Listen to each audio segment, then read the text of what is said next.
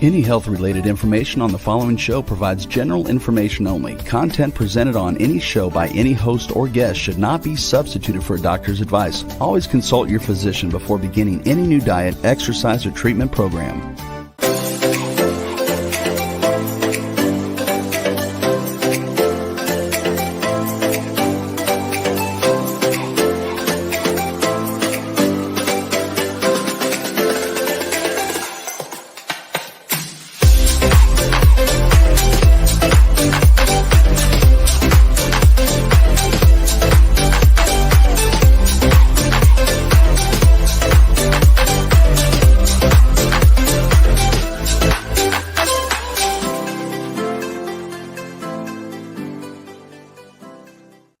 Hello, everyone, and welcome to the Inspired and Empowered Living TV show and podcast. We're live Tuesday mornings at 11 a.m. Eastern on Talk4TV.com, W4WN.com, and my YouTube channel. And today we will be talking about unlocking the power of connection for an inspired and empowered life, part 4.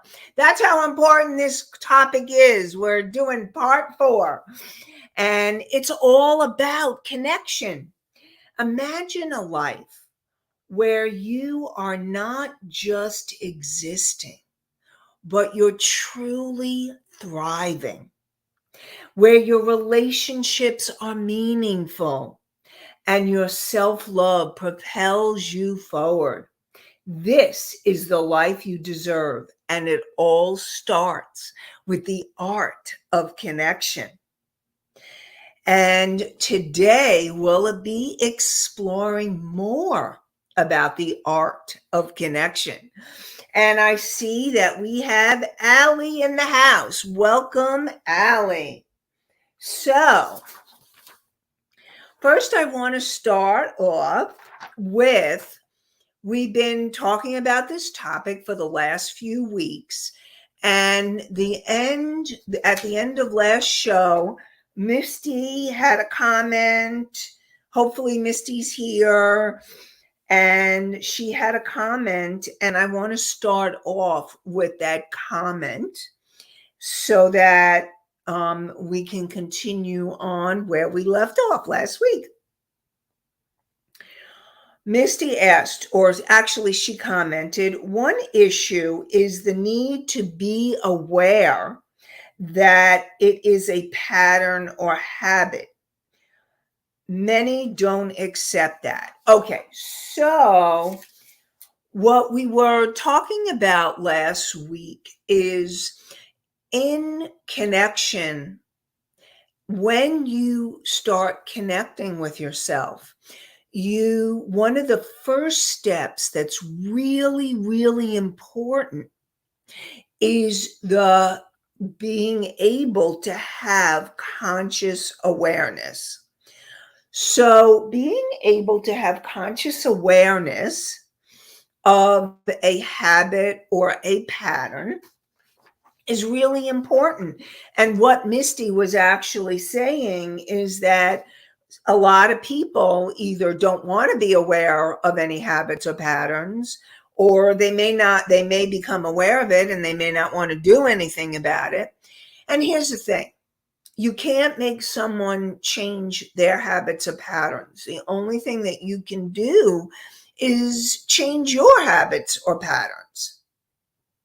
And they may not want to be aware, but the truth is that if they're not, then I would support you, and we've talked about this in past shows, is to keep sending a lot of healing, light, and love and prayers, because we can't control other people or how they're going to respond or what they want or what they don't want, but we can pray for them, and we can ask that they become more aware. So your major thing is for you to become aware of what it is what's going on for you. What are your habits? What are your patterns that you may or may not want to change? And you're a choice. You are at choice whether you want to change something or not. And I'm going to do my quick Psych 101 so that we're on the same page, which will weave into this question. So you have your conscious mind, and your conscious mind is the part of you that becomes conscious or aware of a habit or pattern. Your conscious mind empowers you to make a decision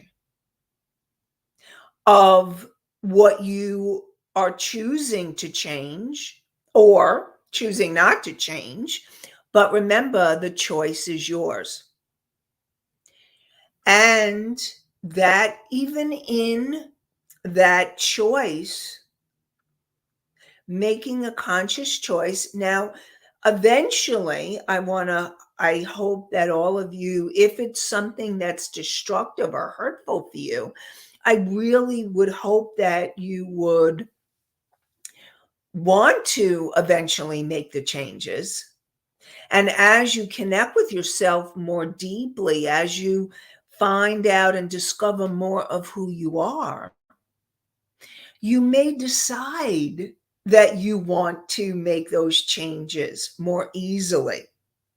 Now, your subconscious mind is the part of you from the moment you were conceived to present time that's recorded all of the beliefs, limiting beliefs and positive beliefs, emotions, all of the emotions that you've had.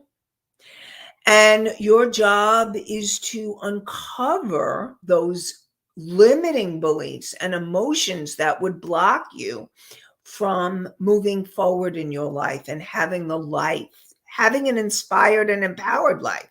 Now, here's the thing. Bottom line is again your choice. But when you're in a habitual pattern, and this is where the power of connection becomes very important. When you're in a habitual pattern or habit, you're running on the subconscious mind. You may not be aware. You may not totally own it or be in awareness. You may be in denial of it. As you start becoming aware of the pattern, and this is part of what Misty's question was, as you start becoming more aware of the pattern, you then have the power to make the changes that you seek. So it's really important. And we got Misty there. Okay. So Misty asks, how can we break the subconscious habits? So going along with what she commented on last week. So how can you break the subconscious habits? So I'm going to give a little with the art of connection. Now, many of you were asking, where do you begin? And along with Misty's question, so just to also add, with the subconscious mind, it may also come from ancestral patterning and also past life. And you can take or leave past life. But personally, I do believe it because I believe we're so much more than who we really even know that we are on a conscious level. And then you have your superconscious mind. And your superconscious mind is that part of you, your higher self. Everyone has a higher self. And it's that wise, unconditionally loving part of you. And your soul, who is that core energy characteristic of who you are. And so let's talk about where do you begin? And this weaves into Misty's question of how can we break the subconscious habit? So the first thing that needs to happen is having the awareness. Because if you don't have the awareness, and I see another question came in, and I'll get to that shortly. If you don't have the awareness that there is a pattern involved here, see, that's the first most important thing, because you can't change something you're not aware of. There's no way to make a change if you're not aware of what needs to be changed. So the first step is becoming aware of what needs to be changed. So if you have that awareness, you know there's a subconscious habit or pattern. The next thing that's really important is to become aware of what that pattern or habit is serving you, what perhaps or what its meaning is, where it originated. So there's a few possibilities, or all of the above. And as you learn more about that habit or pattern and what happens for you around it. And I'll give you an example. When I was a smoker, cigarette smoker, and I knew it was a bad habit, and I knew that I had that psychological and physical addiction to the nicotine. But I knew it was bad for me, but I kept on doing it. So why would I keep on doing something? And that's the thing with habits and patterns. Very often, you know they're not helpful to you, but you keep on doing it because somehow they have a purpose. There's a reason why you're doing it. And one of the most powerful ways to heal it is to understand what the purpose is, and then to discover and then to start healing that. So for me, cigarette smoking was like a comfort. It was like a friend, and I'm putting that in quotes. Like, for those of you who are listening, I'm doing the quote thing, and I'm doing the quotes because it wasn't a friend and it wasn't comforting. It was actually destructive. But it was something that at that point, I didn't have other coping mechanisms. And there's a key. Learning to have other coping mechanisms, healthier coping mechanisms, to replace the habits and patterns that are not healthy for you. So those are the ways you can start changing those subconscious habits, is becoming consciously aware, learning and understanding the purpose, and then working on healing and finding other coping tools, other coping skills. And that's a lot of what I do with clients, is finding new coping skills, new tools to help. And one of those tools we talked about is breath work, breathing. And as you breathe, it helps you make that connection with yourself. When you start making the deeper connection with yourself, what happens is you start liking and loving yourself more.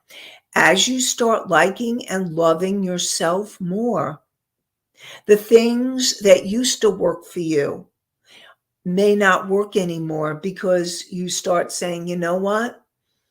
I love myself too much. And that's kind of what was happening for me. I kept working on healing those patterns of what was the reason that I was smoking. And I kept working on it. And I will tell you, it took a few times. Smoking was one of the harder patterns, harder habits that I had, that I quit. And I quit for, let's say, a couple of years, then I'd start again, then I quit again, then I start. And finally, it was at a point where I was taking a class. I was learning to love myself more. I was clearing the energy of what wasn't working for me.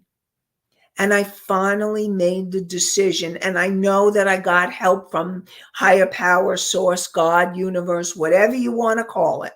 I do believe that's the superconscious mind, that there is a benevolent force that's here to help us and support us.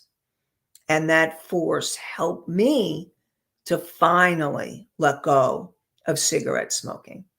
And now I consider myself a non-smoker. I will share this story with you. It was really interesting. I always wondered if I ever want to go back to smoking if I ever got tempted. And a few years after I quit, I was with a friend who was still smoking, and she offered me a cigarette, and I took a drag, and I was like, ugh. And at that moment, I considered myself a non-smoker. I had really healed the unconscious, subconscious patterns for that behavior and created new coping skills and new tools so I didn't need it anymore. And that's how you heal the subconscious habits. So we'll get to the next question from Country Corners Gazette. But how do we let go of the past life baggage we keep dragging along with us? So, what happens is when I'm doing work with clients, and I do a lot of past life clearing in my own life and with clients, and those subconscious patterns and habits may come up, and they may have roots in past life stuff. So I have a few tools that I work with when I'm working with a client. Now, one of the tools that I use is hypnosis, and I can take somebody on a regression, or a journey to regress to a past life to heal it. Or I do have other tools. And also, when I'm working with a client, what happens is I usually get the intuitive hit. Oh, there's something from a past life that we need to clear. So that information is in your subconscious mind. It's there, but you may not always be aware of it because, like I said, and I've said this on other shows, if we can't be totally aware of everything that's going on in our subconscious mind, we wouldn't be able to function consciously in present time. But what happens is you start getting information and tidbits as you start asking questions, as you start opening and allowing yourself to make that deeper connection with yourself, so that you start getting information that can help you uncover the baggage from this lifetime, from other lifetimes, and from even ancestors that you may have that you're carrying. Now, all of this is part of what I do when I'm working with people in individual sessions or in groups. So it's really about asking those questions. And you can ask the questions like, is there something that I'm carrying? And you can ask your higher self or your soul or your spirit guides or angels for help and assistance in uncovering the baggage from other lifetimes or from your ancestors. So then you can ask for the clearing and the healing of it. So that's part of what you can do to uncover those energies. Now, sometimes you can do it easily and it can be cleared easily, and sometimes you need assistance and support from someone else.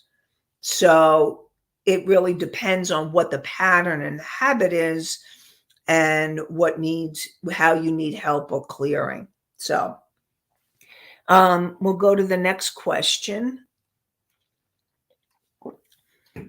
Mickey says, I quit cold turkey. I was never addicted to smoking. I enjoyed smoking. I can smoke one here and there.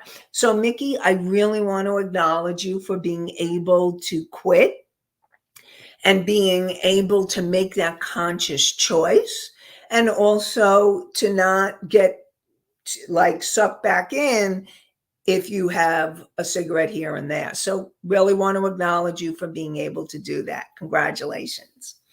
Misty says, is this baggage in our DNA or otherwise? So, yeah, actually, it is in our DNA.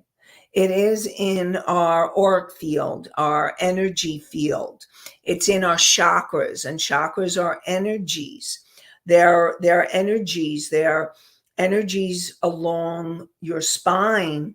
There's 7 major chakras, and these energy centers rule every aspect of our physical, emotional, mental, and spiritual life. So, those energies that I'm talking about are in your energy field, they're in your auric field, they're in your chakras, and they're in your DNA. Yes. The answer to that question is yes. So, it's about learning to uncover the baggage or the issues so that you can then work on healing and clearing them. And one of the ways you can do that is also through writing. Like at the top of the page, ask a question. What is baggage, or what is the purpose of this habit or pattern? What is it I need to know about this habit or pattern? And then allow yourself to just write and breathe and write and write and journal. Don't think, just write. Because what happens is you want to be able to allow yourself to move the energy. So going back to other things that you can do to make that deeper connection with yourself, okay, is I'm going to support each of you to start some type of daily practice. Some type of daily practice where you're making a connection with yourself. Ideally, if you can do it in the morning, that's a great time to start, because the morning, then you're kind of setting up your day. Not kind of, you are setting up your day. And what I say is you want to start your day in a positive way. So finding a practice that works for you. Now, sometimes you may combine different ones, and daily practices where you can start. You can start with meditation, and there are many types of meditation, including self-meditation, or you can, like, staring at a candle, a flame, and breathing, focusing on your breath, or guided meditation. Personally, I love guided meditations. That's why I create guided meditations. I love guided meditations because guided meditations help being able to be in that energy, following a voice, following a sound. Would that hurt your eyes? Country Corners Gazette. So, staring into a flame, obviously, you want to be far enough from the flame so that you're not hurting yourself. Okay, so that's important. This is about self-care. But what happens is when you are far enough away from the flame and you're not going to hurt yourself, or by the heat, but you put it far enough away and you watch the flame flicker. And you watch it flicker. I used to do that. I used to try that. sometimes. And what happens is you go into a meditative, and you may end up, what happens is sometimes your eyes get heavy and you may want to close your eyes. And so it's about watching the flicker of the flame. They say not to look into the sun. Would looking at a flame hurt your eyes? Okay, so yes, you don't want to be looking into the sun, but looking at a flame in a far enough distance doesn't have to hurt your eyes. It's a form of a meditative practice. And if you start feeling drowsy, or you feel like your eyes start closing. Now, if you're not comfortable, use a fake flame. You know, those fake flames now. We have the fake flames. So you can use a fake candle flame and you watch it flicker. You can try that. So this is ultimately, I want all of you, I make suggestions, but ultimately you need to do what feels comfortable and right for you. See, that's about you connecting with you to see what works and what doesn't. So if the flame staring into a candle doesn't feel so great, you can actually stare at any object, really, and breathe. I mean, breathing is a tool that helps you go into a relaxed state of body and mind. And also hypnosis, self-hypnosis. Now, again, the intentions of hypnosis and meditation are different, but you may want to start your day with self-hypnosis. Self-hypnosis is you're going into a trance state. You put yourself into a trance state, and then you may be making positive suggestions to yourself.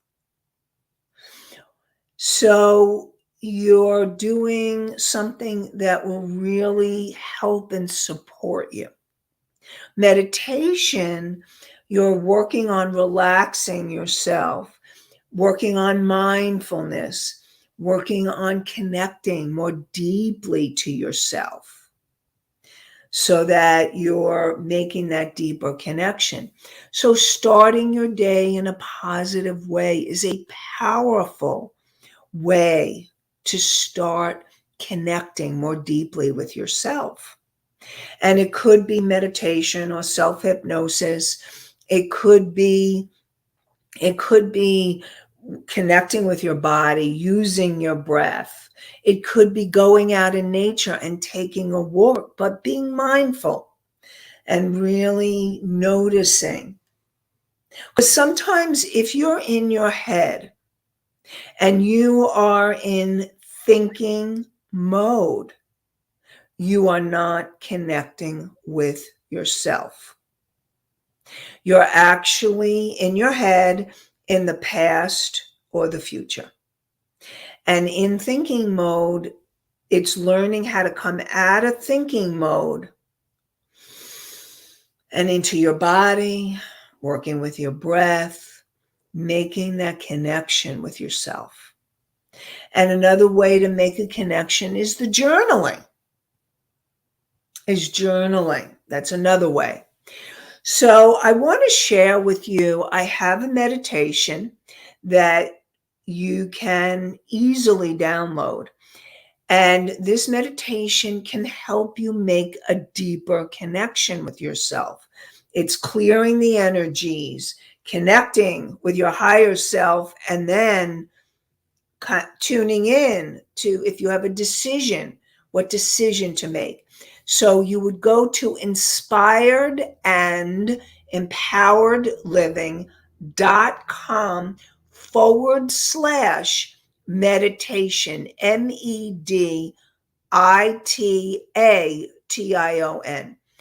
So inspiredandempoweredliving.com/meditation. The name of the show, .com/meditation. And you can download that meditation. And Rebel, can you put it in the chats, in the different chats? And you can download that meditation, and it can really support you in making that deeper connection with yourself. So definitely want to support you. Now, another way, thank you, Rebel. The meditation is in the chat. So if you go to, if you are listening, you can go to one of the stations, Talk for TV, W4WN, my YouTube channel, and the link will be there so that you can access it.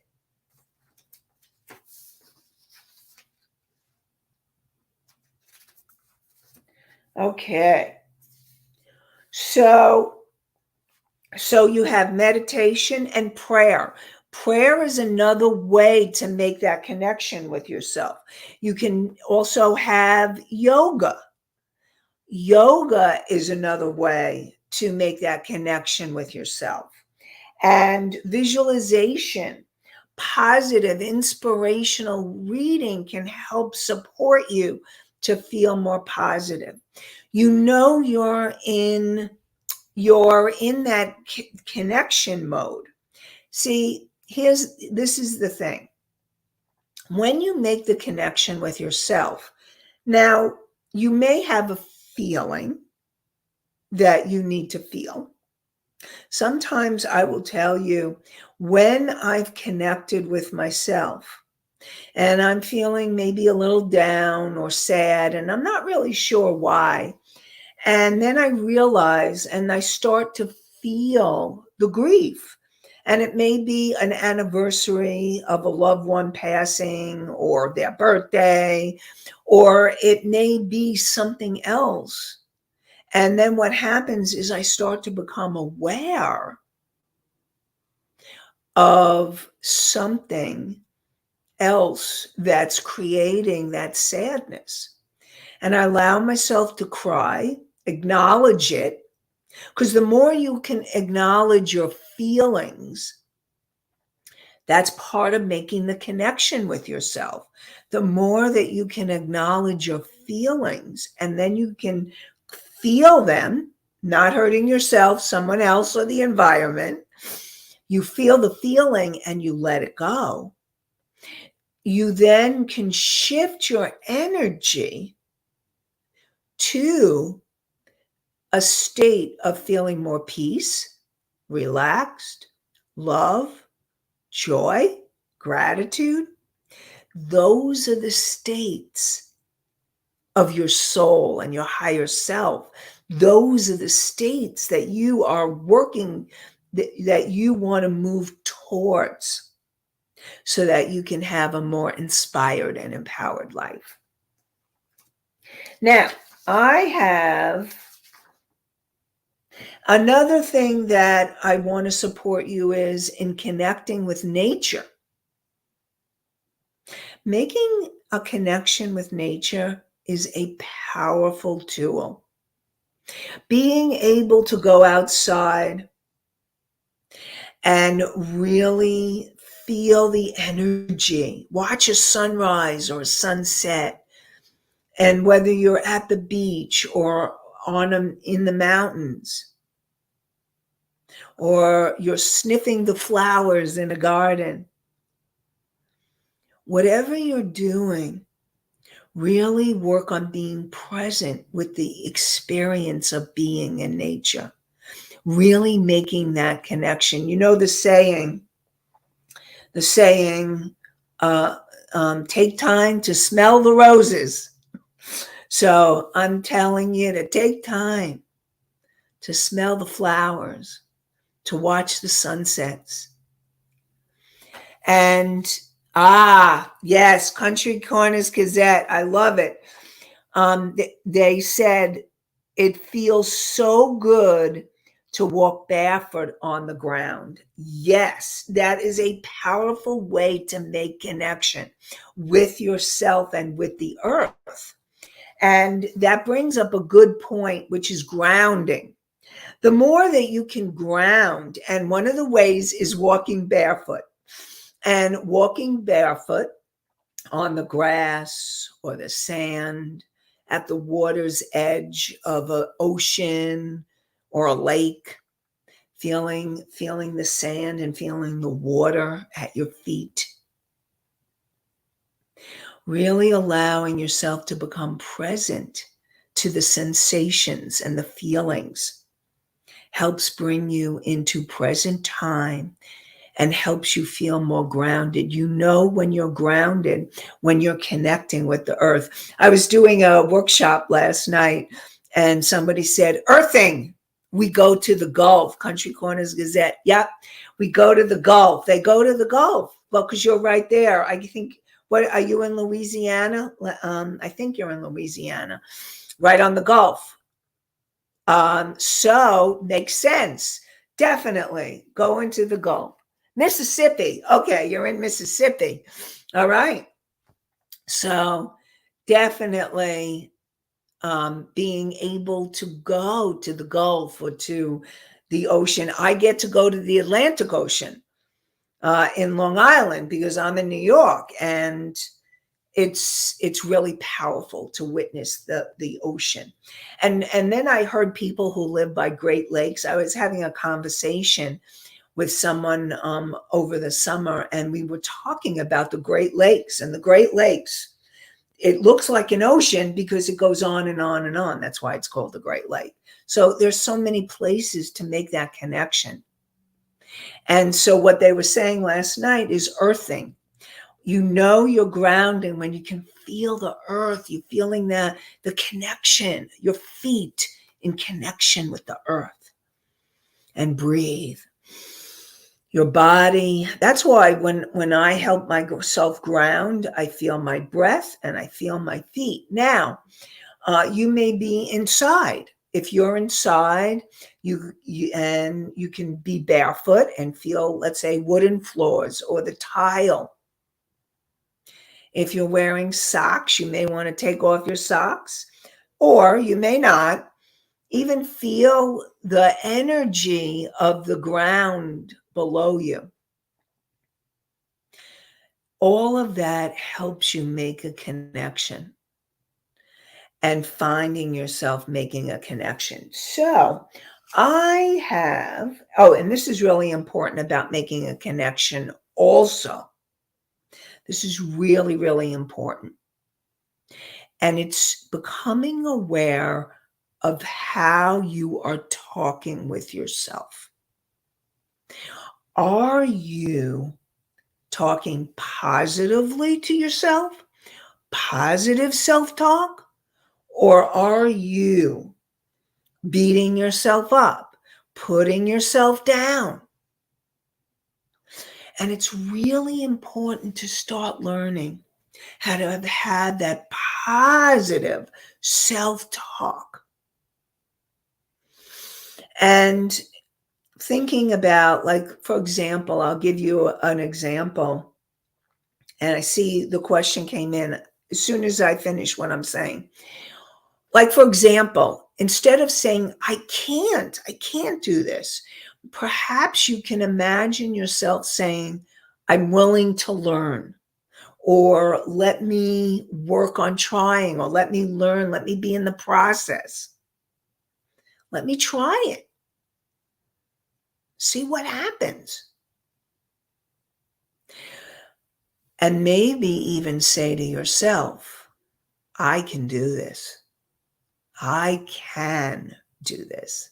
Now, you may have to work through some stuff before you can say that, but at least you can be in the process of working on learning, growing, healing, changing. All of that is part of the process. Okay, Misty, I see that you have a question that came in. What we go to the rivers, lake, and state parks. Yep. So, Yeah, whatever, wherever. So going to the rivers, that's right, rivers. I said lakes and ocean, but I didn't say rivers. So thank you for that. Because rivers are really powerful too. And then there's the waterfalls. We have river falls, river and waterfalls, river falls. I love it. And state parks. Yes, definitely go to your state parks because that's a way to find and to connect with that nature. Definitely want to support all of you to really can make that connection to nature and continue the self-talk. First thing is become aware of what you are saying to yourself. Now, if you're saying, oh, I'm so stupid, if you made a mistake, so stupid. I've had this very often with clients. And I say, okay, instead of beating yourself up and calling yourself stupid, what can you learn from this mistake?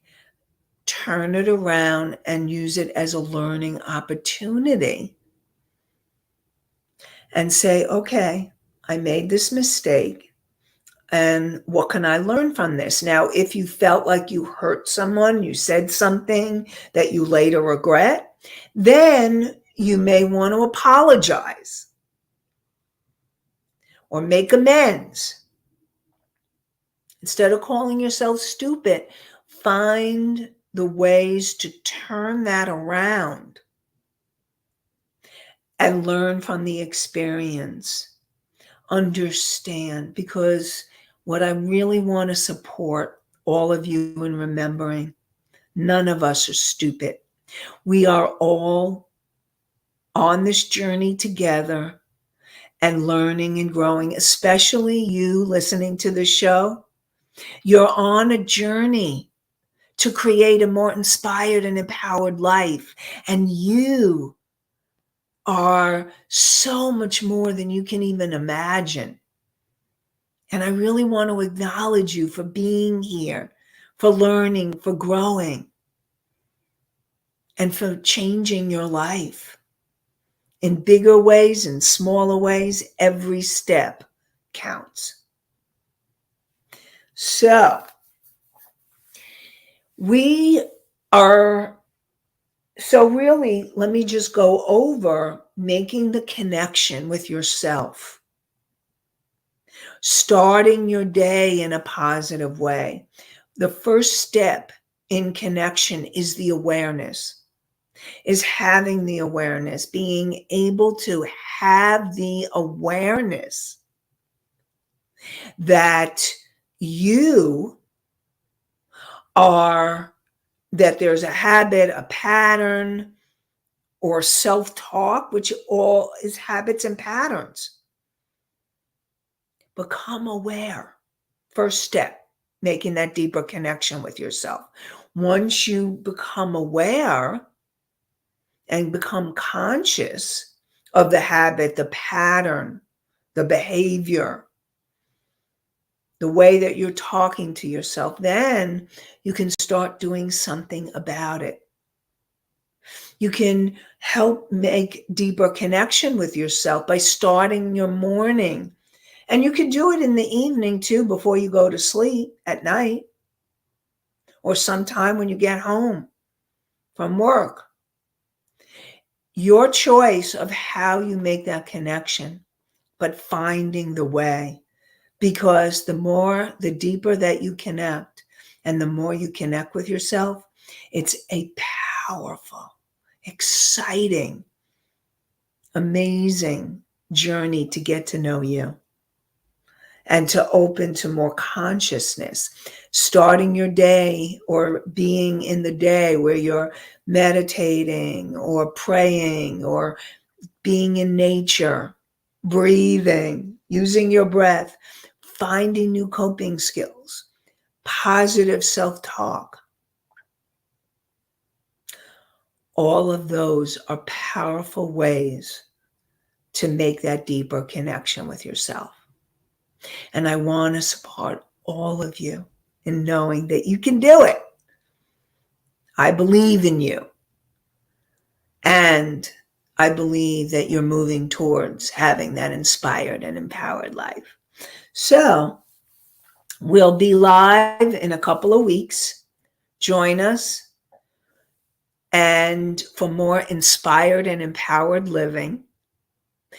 Again, thank you for joining us. So grateful to all of you that were in the chat and letting me know that you're there.